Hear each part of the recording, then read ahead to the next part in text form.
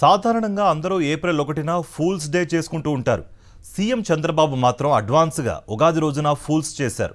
సరిగ్గా ఏడాది క్రితం 2,66,000 మంది వాలంటీర్లను వంచిన సీఎం చంద్రబాబు ఇప్పుడు ప్రజలందరినీ మభ్యపెట్టేందుకు సిద్ధమయ్యారు. రాజకీయాల్లో తన డైవర్షన్ పాలిటిక్స్ ను సంక్షేమ కార్యక్రమాలకు వర్తింపచేస్తున్నారు చంద్రబాబు. నిజంగానే పేదరికాన్ని రూపుమాపాలంటే తాను హామీ ఇచ్చిన సూపర్ 6 పథకాలను కొనసాగించాలి.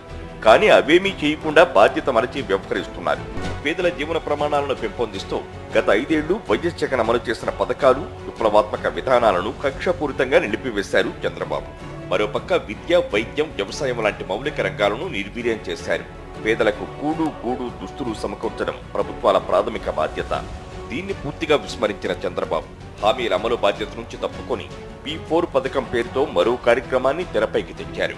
చంద్రబాబు ఎన్నడూ మాటపై నిలబడిన దాఖలాలు లేవని, ఏ ఎండకు ఆ గొడుగు పట్టే నైజమున్న ఆయనను ఎలా నమ్మాలనే చర్చ సర్వత్రా జరుగుతోంది. దీనికి భిన్నంగా వైఎస్ జగన్ అధికారంలో ఉండగా ప్రతి మాట నెరవేర్చారని, హామీల అమలుకు మొదటి రోజు నుంచి ఆరాటపడ్డారని, ఈబీటీ ద్వారా నేరుగా 2,73,000 కోట్లను పేదల ఖాతాల్లో పారదర్శకంగా జమ చేశారని గుర్తు చేసుకుంటున్నారు. ఎన్నికల ముందు జనసేన, బీజేపీతో కూటమి కట్టిన చంద్రబాబు తాను అధికారంలోకి వస్తే సూపర్ 6 హామీలను అమలు చేస్తామని నమ్మబలికాడు.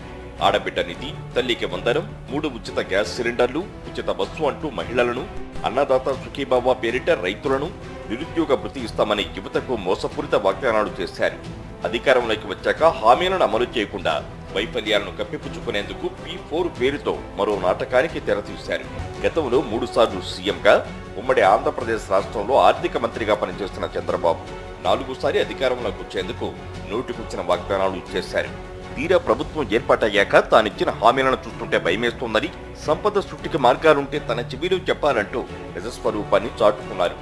ఎన్నికల ముందు హామీలివ్వడం, గెలిచాక తిరోధకాలివ్వడం చంద్రబాబుకి మొదటి నుంచి వెన్నతో పెట్టిన విద్య. గతంలో రైతు రుణమాఫీ వ్యవహారమే దీనికి మచ్చుతునక. వీటి నుంచి ప్రజల దృష్టి మళ్లించేందుకు తెరపైకి కొత్త కార్యక్రమాలు తేవడం చంద్రబాబుకు అలవాటే.